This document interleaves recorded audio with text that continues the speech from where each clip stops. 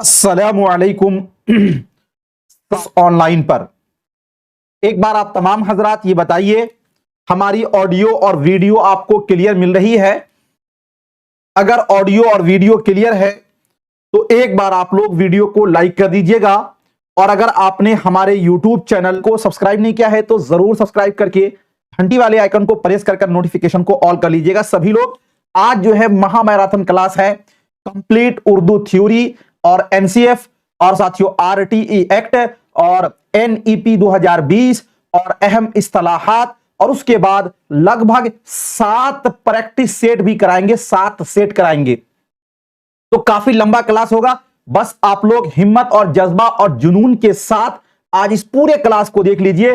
अगर आपने एक दिन भी साथियों उर्दू पेडागोजी का क्लास नहीं किया होगा तो इस क्लास को, यह मेरा दावा है कि अगर आपने शांति से और अच्छे ढंग से पूरे क्लास को अगर सुन लिया तो साथियों आप बहुत कुछ सीख जाएंगे और आपको उर्दू पेडागोजी हल करना भी आ जाएगा। ठीक है, सभी का वेलकम है, मोस्ट वेलकम है साथियों। चलिए, बड़े जितने भी लोग जुड़े हैं एक बार सभी लोग वीडियो को लाइक कर दिए। ये सब तो आप जानते ही हैं कि मुआलिजाती, इस्लाही तदरीस, उपचारात्मक शिक्षण, इक्तिसाब, अर्जन, इदराकी, वकूफी, संज्ञानात्मक, तरसील, संप्रेषण, ये सब आपको पता है, इसलिए इसको पढ़ाने की अभी जरूरत मैं नहीं समझता हूं। मैं चलता हूं डायरेक्ट आगे। इसके बाद देखिए, एक चीज और आपको याद रखिएगा, दफा 343(2) यानी आर्टिकल 343(2) के मुताबिक आईने हिंद इस्तेमाल के लिए कहता है अंग्रेजी बतौर मुआविन सरकारी जबान। बहुत ही भीवी आई है, पिछले बार भर भर के इससे क्वेश्चन पूछा गया था। उर्दू कौन सी जबान है, सरकारी है, कौमी है? हिंदी कौन सी जबान है, सरकारी है या कौमी है? तो अक्सर लोग इसमें कंफ्यूज हो गए थे। तो जो हिंदी जबान है वो सरकारी जबान है। और रहा सवाल अंग्रेजी के बारे में, तो अंग्रेजी जबान जो है साथियों वो बतौर मुआविन सरकारी जबान। बतौर मुआविन सरकारी जबान का मतलब यह हुआ कि हेल्प करता है, मतलब सरकारी जो कामकाज होगा, जैसे मान लीजिए कि अदालत का कामकाज है वो अंग्रेजी के अंदर है। ठीक है ना? तो इसका जो जिक्र है वो संविधान के 343(2) में साथियों, यानी अनुच्छेद 343(2) के अंदर किसका, अंग्रेजी को बतौर मुआविन सरकारी जबान कहा गया है। तो यह भाषा से संबंधित आप इसको याद रखिएगा, चूंकि इससे 1 नंबर का क्वेश्चन आपको हिंदी या उर्दू में देखने को मिलेगा। और अगर कहीं एग्जामिनर के मन में आ गया तो हिंदी में भी देखने को मिलेगा, उर्दू में भी देखने को मिलेगा। एक चीज और मैं आपको बताना चाहूंगा, इतने दिन पढ़ते पढ़ते आपको एक चीज और पता चल गया होगा। देखिए, जितने सारे लैंग्वेज हैं, टोटल 22 जबानों में साथियों सीटेट का जो है एग्जाम होता है। जैसे आपका उर्दू है, हिंदी है, संस्कृत है, कन्नड़ है, मलयालम है, तेलुगु है, ठीक है ना, गुजराती है, जितनी सारी जबान है, इस सारे जबानों का सिलेबस एक ही है। मतलब अगर मान लीजिए कि आपका एक जबान का सिलेबस कंप्लीट हो गया तो दूसरी जबान का भी हो जाएगा। बस फर्क यह है कि वो ट्रांसलेट किया होता है। ठीक है ना जी? तो इसलिए अगर पूछेगा तो ऐसा नहीं कि गुजराती में अलग पूछेगा, इसमें नहीं, बस ये है कि वो गुजराती लैंग्वेज में होगा। तो आपका हिंदी में भी पूछेगा तो भारत की जे सरकारी जबान, या फिर पूछ लिया जाए कि राष्ट्रीय भाषा, तो राष्ट्रीय भाषा तो नहीं हो सकता ना हिंदी जी। चलिए, अब उसके बाद साथियों आगे देखिए, 2-3 बातें और मैं कहना चाहूंगा जिक्रन। सबसे पहले एक चीज जान लीजिए कि जब भी हम कोई जबान शुरू करते हैं, भाषा शुरू करते हैं, तो वहां पर एक चीज होती है बोली और एक होती है जबान। बोली और जबान में फर्क क्या है इसको आप समझ लीजिए। जैसे अभी हम लोग यहां पर 2500 लोग जुड़े हुए हैं, लगभग समथिंग में, अलग अलग जगह से है। सारे लोगों की मादरी जबान एक जैसी नहीं होगी, और जो मादरी जबान आपकी है वो हमारी नहीं है, जो हमारी है वो आपकी नहीं है। ठीक है ना?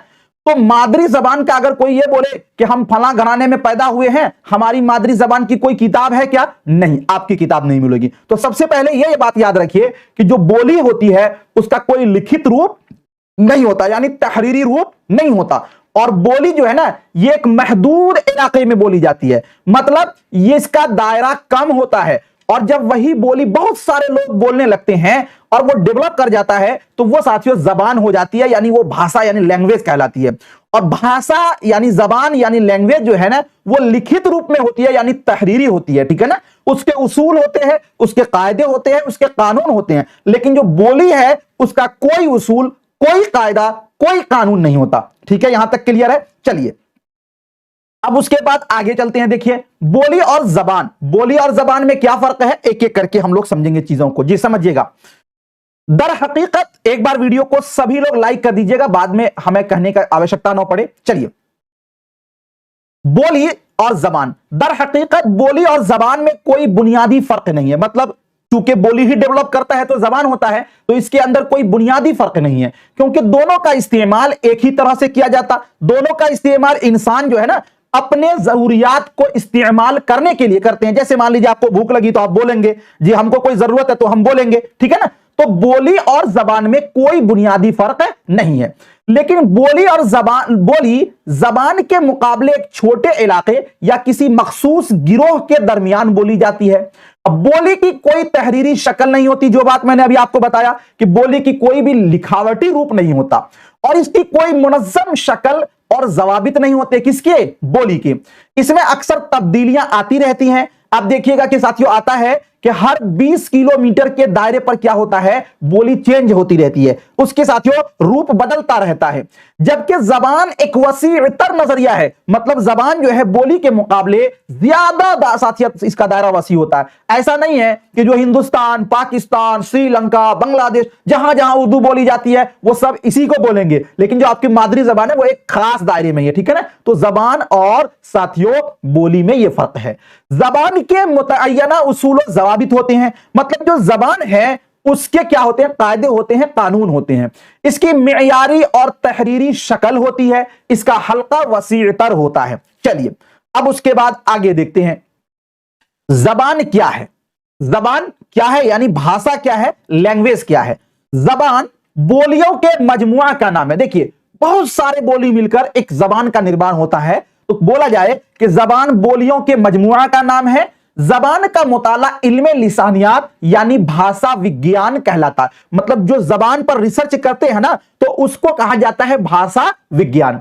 जबान बातचीत करने, अपने ख्यालात, एहसासात, जज्बातों, तजर्बात को लफ्जों के सांचे में ढालकर बोलने के तरीकों का नाम जबान है। अब कोई पूछे कि भाई जबान किसको है, अगर मान लीजिए कि साथियों हमको यह बोला जाए कि जबान क्या है, जबान यह है कि हम तमाम लोगों को कुछ समझा रहे हैं, तो आप कैसे समझ रहे हैं, जिसके जरिया समझ रहे हैं। बीच में माध्यम क्या है, तो भाई बीच में एक माध्यम है, वो माध्यम क्या है, जो साउंड आप सुन रहे हैं उस साउंड के जरिया यानी हम आपको उर्दू में समझा रहे हैं। तो मैं अपने एक्सप्रेशन को, मैं अपने विचार को, मैं अपने ख्यालात को, मैं अपने जज्बात को आप तक कैसे पहुंचा रहे हैं, तो जबान के जरिया। तो ये जबान बीच में क्या है साथियों, वास्ता बना यानी वसीला बना, और इसी को बोलते हैं तरसील, और इसी को बोलते हैं संप्रेषण, और इसी को बोलते हैं कम्युनिकेशन। क्या बोलते हैं, कम्युनिकेशन। कल साथियों फीफा वर्ल्ड कप हुआ था, आप लोगों ने देखा होगा, तो बीच में कम्युनिकेशन क्या बना, आपने देखा होगा मोबाइल पे, तो मोबाइल क्या हो गया आपका, कम्युनिकेशन हो गया। तो आप हमारे दिल में क्या चल रहा है आप तक कैसे पहुंचाऊं, तो साथियों हम किसका यूज करते हैं, भाषा का यूज करते हैं। तो ये भाषा क्या है, कम्युनिकेशन का एक माध्यम है, एक जरिया है, ठीक है ना। तो जबान बातचीत करने, अपने ख्यालात, एहसासात, जज्बातों, तजर्बात को लफ्जों के सांचे में ढालकर बोलने के तरीकों का नाम ही क्या है, जबान है। जबान इंसान के ख्यालात, जज्बात, एहसासात और जरूरियात की तरसील का वसीला है, मतलब एक जरिया है, एक माध्यम है, ठीक है ना। समाजी तहम्मुलात का नतीजा है। अब तहम्मुलात का मतलब क्या होता है साथियों, कि जब हम लोग, चूंकि मनुष्य यानी इंसान जो है वो समाजी प्राणी है, यानी वो समाज में रहने वाला है, उसके जरूरियात एक दूसरे से पड़ते हैं। तो वो साथियों एक जरूरियात जो एक दूसरे से पड़ते हैं, तो उस जरूरियात को पूरा जो हम लोग करते हैं वो किससे, तो बीच में माध्यम बनता है क्या साथियों, भाषा। तो तहम्मुलात का मतलब होता है कि बातचीत, वार्तालाप जी। तो समाजी तहम्मुलात का नतीजा क्या है, जबान है। जबान का मुताला इल्मे लिसानियात कहलाता है। ये ऊपर आ गया था, दोबारा ये रिपीट हो गया। चलिए अब जबान जो है ना, जबान 3 तरीके का होता है। एक जबान है इशारों की जबान, दूसरी जबान है आवाजों की जबान, तीसरी जबान है अलामतों की जबान। समझिएगा, आप पढ़ने लगते हैं, मान लीजिए बहुत सारे लोग झगड़ा करते हैं, टीचर आपके सामने ऑफलाइन पढ़ा रहा है, कोई बच्चा बोलता है ऐसे करता है, क्या समझा आपने, इशारा किया उन्होंने, कहनी मार दिया आपको, चुप हो जाओ, बैठ जाओ, आपको चीटी काट लिया, इशारा समझा। कोई साथियों आप पूछोगे कि भाई हमको फला जगह जाना, कोई आपको इशारा से ऐसे बता दिया, या कोई आंख दिखाएगा चुपो चुपो सर आ रहे हैं। तो ये सब क्या इशारों की जबान है। और अलामतों की जबान ये हुआ कि अगर हम ये बोलें ए, तो ए की अलामत कैसे होगी, ए की अलामत ऐसे होगी, यानी ए का निशान कैसा होगा, ऐसा होगा। अगर हम बोले बी, तो बी की अलामत ऐसी होगी। कोई बहुत पढ़ा लिखा आदमी है, वो बी ऐसे बोल दिया, कि बी ऐसे होगा, तो वो अलामत गलत यूज कर रहा है, तो अलामत की जबान ये हुई। तो जो लिखावटी तहरीरी जबान है वो अलामतों की जबान है, लेकिन ये अलामत की जबान उस वक्त तक नामुकम्मल है जब तक इसमें साउंड न दिया जाए, यानी आवाज। तो ये साथियों, जब तक इसके अंदर हम साउंड न देंगे तब तक ये बेकार है, इसका कोई यूज नहीं हो सकता। समझ रहे बात? अब चलिए एक एक करके हम सबको समझाने की कोशिश करते हैं। जबान कितने प्रकार के होते हैं? 3 किस्में होती हैं जबान की। इशारों की जबान, आवाजों की जबान और अलामतों की जबान। अलामत का मतलब आपने समझ लिया। देखिए आप, इशारों की जबान, जब हम अपने जिस्म के आज़ा के हरकत के जरिया अपने एहसासात, जज्बात और ख्यालात को दूसरों तक पहुंचाते हैं। आज़ा का मतलब हुआ कि आपके जिस्म के जो अंग है, मतलब जैसे कि साथियों हाथ है, पैर है, आंख है, नाक है, कान है, इसके हरकत से जरिया आप अपने एहसासात, जज्बात और ख्यालात को दूसरों तक पहुंचाते हैं, तो उसे हम इशारा कहते हैं। यह मरहला जबान की नशोनुमा का पहला मरहला है। इसका इस्तेमाल ज़मानाए कदीम से होता आ रहा है, बल्कि माहिर लिसानियात का मानना है कि इशारों की जबान आवाजों की जबान से कमोबेश 10 लाख साल पुरानी है। मतलब समझिएगा साथियों, ध्यान दीजिएगा एक बात, यहां पर हिंदी और उर्दू दोनों का मैं आपको कंफ्यूजन दूर कर देना चाहता हूं। अब सोचिए कि आप इस दुनिया के अंदर सबसे पहले इंसान हो। थोड़ा सा जाइए अतीत के अंदर, जमाना कदीम में, वो इंसान जो सबसे पहला इंसान होगा। आज तो हम लोग बोलते हैं कि ये हमारा कलम है, ये पेन है, ये गिलास है, ये घड़ी है, ये चश्मा है, क्योंकि इसको हमने देखा है। और मान लीजिए कि आपको समंदर के अंदर डाल दिया जाए, जहां की किसी चीज का आपका वास्ता नहीं पड़ा, उसका नाम क्या रखिएगा आप? क्या नाम रखिएगा आप? कुछ नाम नहीं रखेंगे, सब में बोलेंगे हाँ हाँ हाँ हाँ बोलेंगे, मतलब सबको इशारा से बोलेंगे। तो इंसान जो सबसे पहले साथियों इस दुनिया में आया, ऐसे तो आदम अलैहिस्सलाम आए, वो अलग है, लेकिन हम चूंकि आपको पेडागोजी के हिसाब से पढ़ा रहे हैं कि इंसान जो सबसे पहले इन दुनिया में आया, वो सबसे पहले जो जो चीजों को देखा उसको इशारों से बोला। तो इसलिए कहा गया कि जबान का जो सबसे पहला रूप है वो सांकेतिक भाषा है, यानी इशारों की जबान है सबसे पहले। यह बात आपको क्लियर हो गई।